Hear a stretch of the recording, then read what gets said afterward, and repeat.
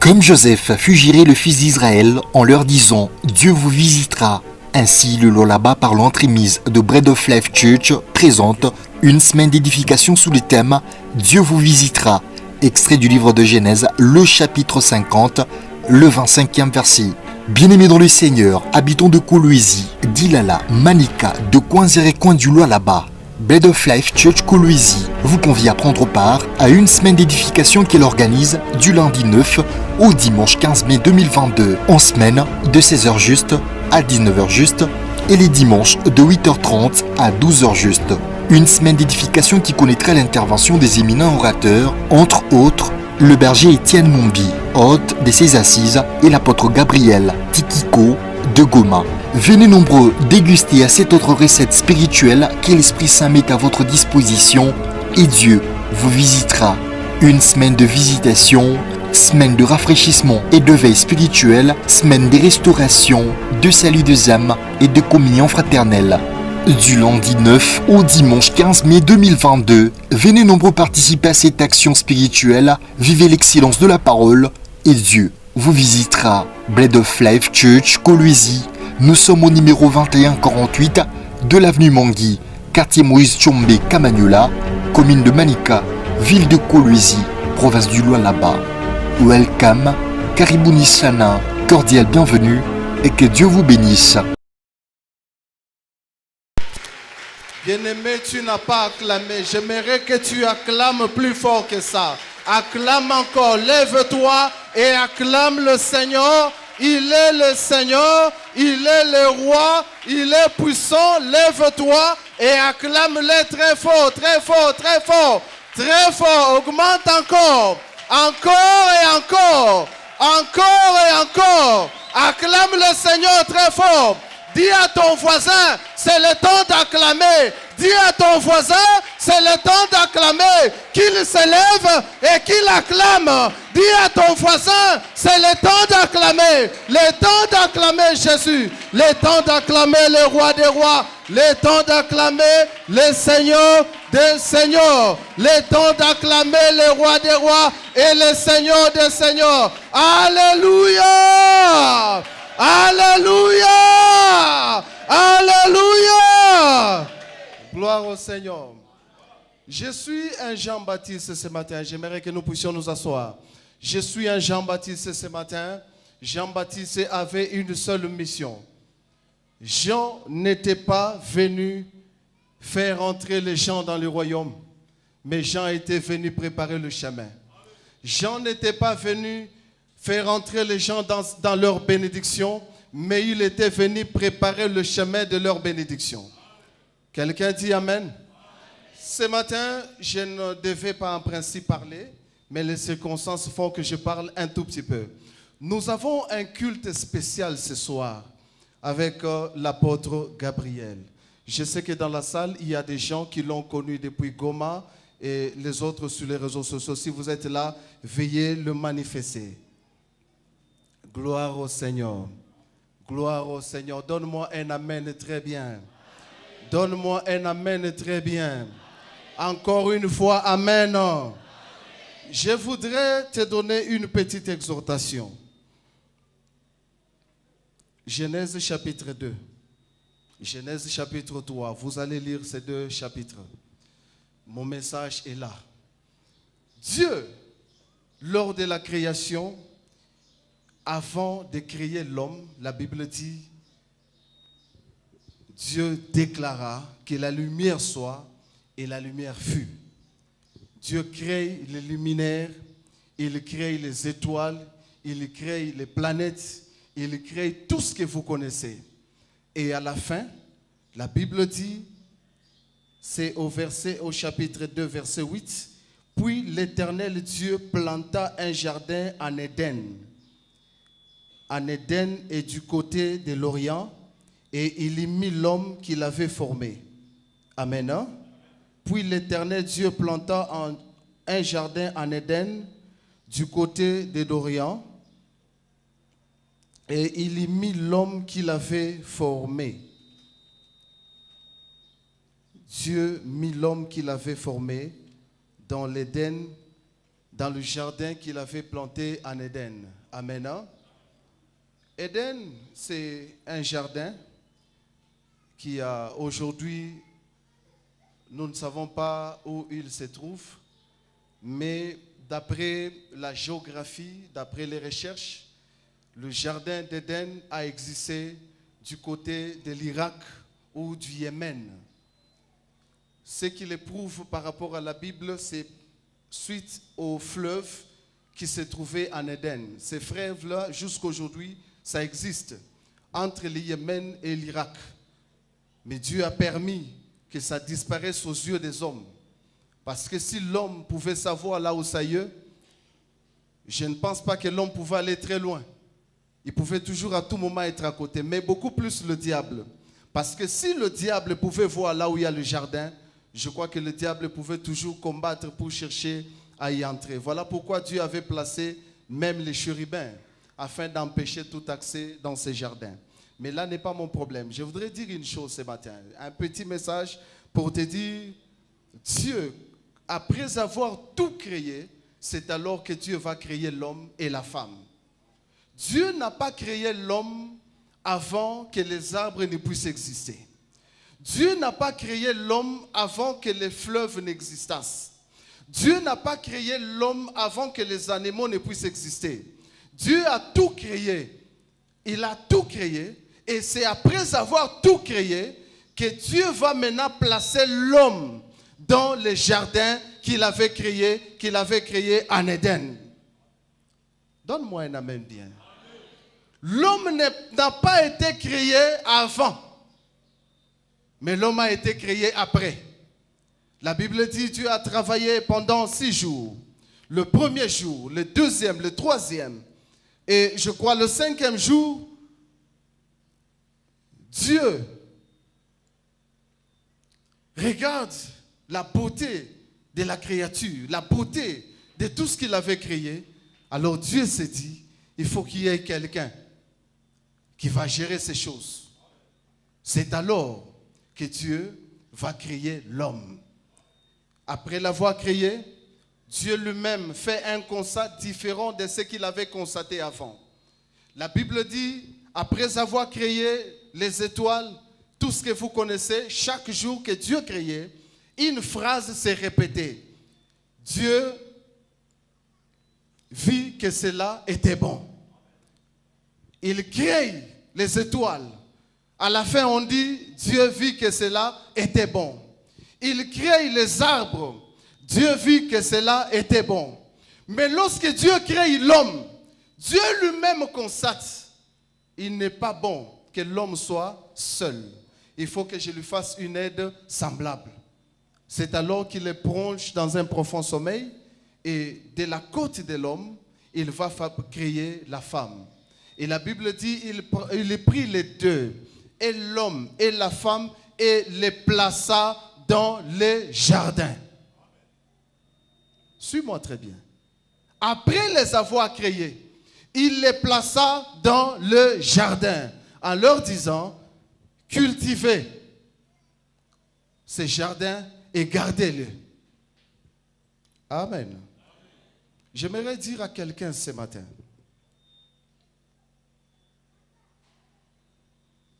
que tout ce que tu cherches, tout ce dont tu as besoin, tout ce qui fait l'objet de ton combat, Dieu les a créés avant toi.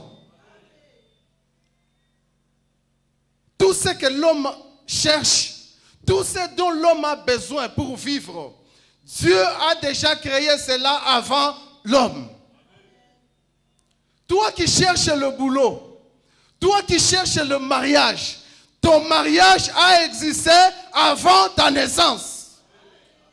Mais ce matin, celui qui croit en cette parole, Dieu va les prendre et va les placer dans son jardin. Celui qui dit Amen, Dieu les prend et les place dans son jardin. Si tu crois en ce message, que Dieu te prenne et qu'il te place dans ta bénédiction. Ce matin, Dieu va le faire. Et le soir, Dieu va le répéter. Voilà pourquoi Dieu a permis de nous donner le thème sur l'Éternel vous visitera. Aujourd'hui, l'Éternel va te visiter. Mais avant qu'il ne te visite, je suis venu te conscientiser. Je suis venu réveiller ta mémoire. Je suis venu te dire que tout ce que tu cherches a existé avant toi. Mais comme aujourd'hui c'est le temps de visitation, Dieu va te prendre et il va te placer dans tout ce qu'il avait créé pour toi.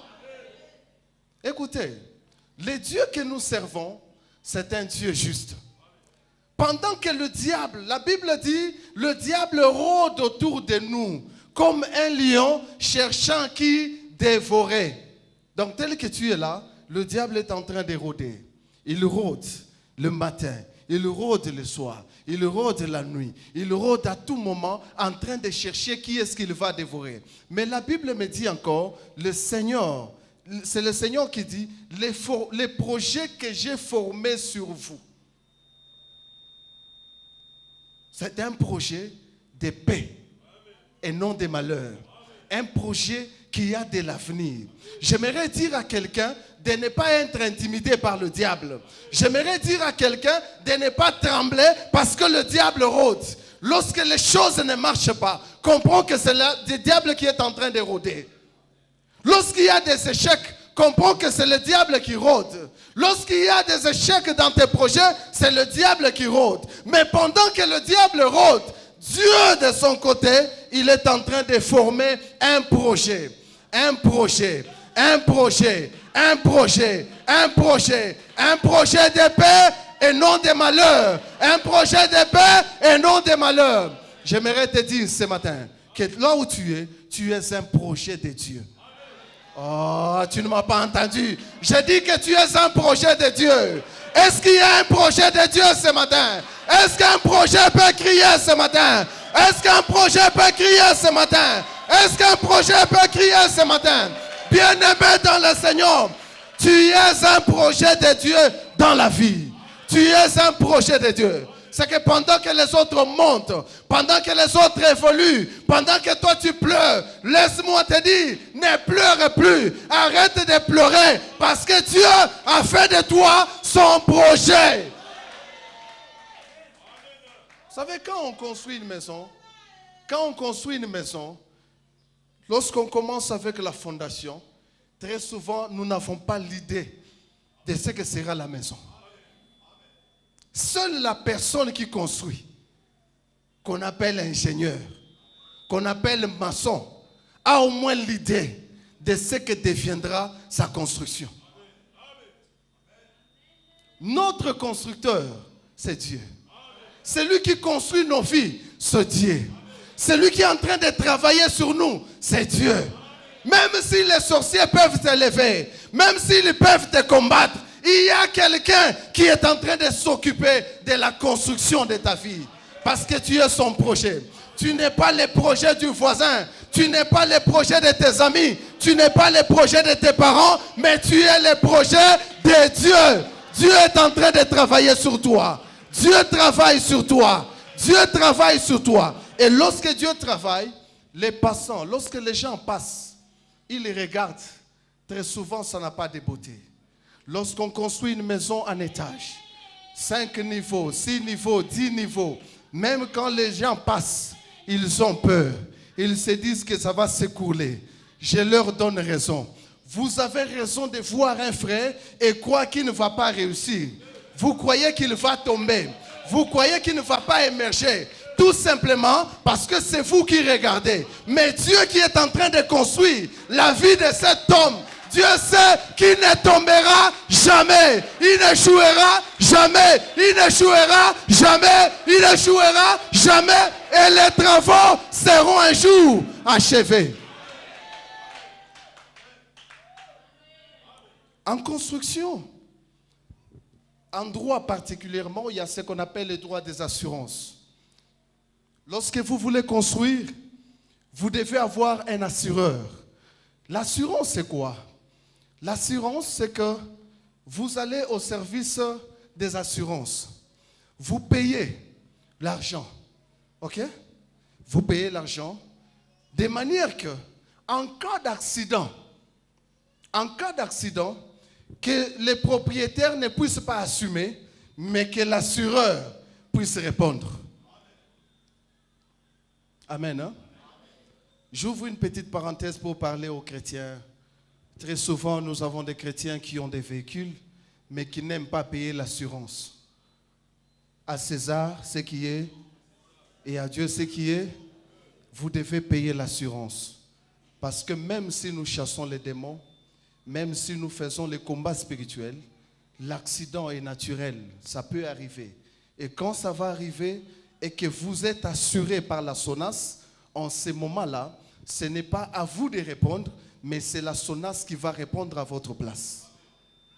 J'aimerais dire à quelqu'un que la construction dont il est objet ce matin, cette construction est assurée par Dieu lui-même. Aucun danger ne pourra arrêter les travaux qui sont effectués par Dieu lui-même. Tout ce que Dieu fait est sécurisé.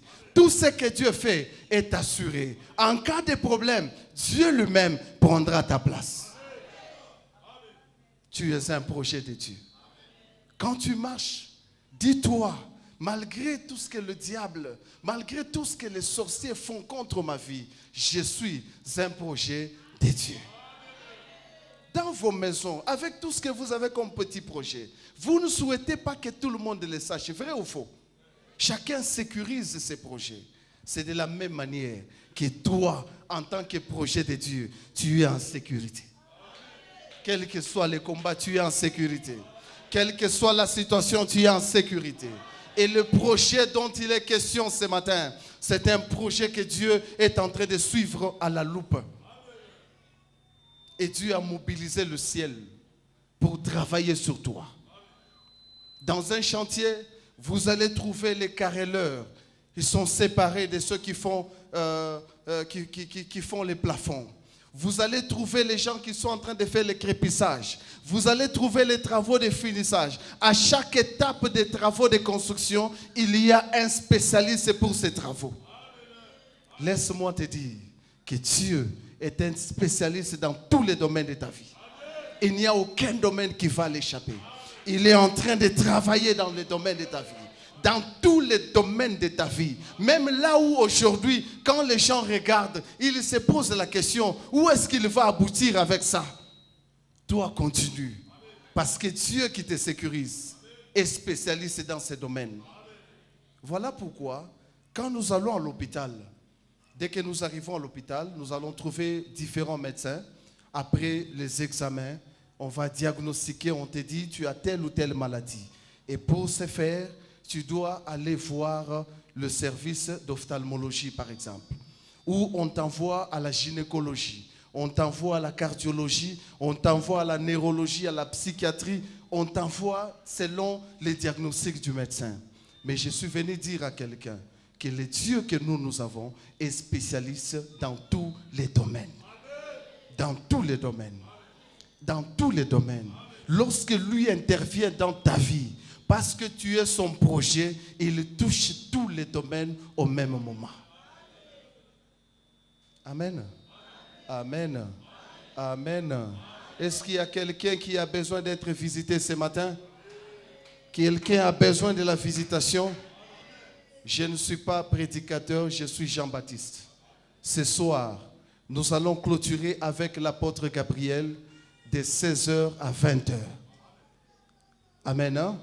De 16h à 20h. Donc il va parler. Nous allons prier. Nous allons prier. Nous allons prier jusqu'à ce que la visitation de Dieu puisse se matérialiser. Et lorsque tu vas sortir, que tu sortes comme étant un homme nouveau, une nouvelle personne, pas tel que tu es entré. Amen. Hein? Jean-Baptiste a fini son travail. Nous allons nous lever, nous allons prier. Gloire au Seigneur. Gloire à Jésus. Bien-aimé, lève-toi et dis un mot, Seigneur, ce matin. Dis, Seigneur, merci pour ta parole. Merci parce que tu m'as amené à comprendre que je suis ton projet. Alors aide-moi. Aide-moi à persévérer, à comprendre que tu es avec moi et qu'aujourd'hui tu as décidé de me visiter. Prie au nom de Jésus. Comme Joseph fut juré le fils d'Israël en leur disant « Dieu vous visitera », ainsi le Lullaby par l'entremise de Bread of Life Church présente une semaine d'édification sous le thème « Dieu vous visitera », extrait du livre de Genèse, le chapitre 50, le 25e verset. Bien-aimés dans le Seigneur, habitants de Kolwezi, d'Ilala, Manika, de coins et recoins du Lullaby, Bread of Life Church Kolwezi vous convie à prendre part à une semaine d'édification qu'elle organise du lundi 9 au dimanche 15 mai 2022, en semaine de 16h juste à 19h juste et les dimanches de 8h30 à 12h juste. Une semaine d'édification qui connaîtra l'intervention des éminents orateurs, entre autres le berger Étienne Mombi, hôte de ses assises, et l'apôtre Gabriel Tikiko de Goma. Venez nombreux déguster à cette autre recette spirituelle que l'Esprit Saint met à votre disposition et Dieu vous visitera. Une semaine de visitation, semaine de rafraîchissement et de veille spirituelle, semaine de restauration, de salut des âmes et de communion fraternelle.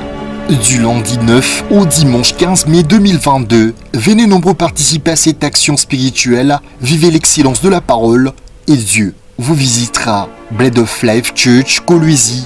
Nous sommes au numéro 2148 de l'avenue Mangui, quartier Moïse Tchombe Kamanyola, commune de Manika, ville de Kolwezi, province du Lullaby.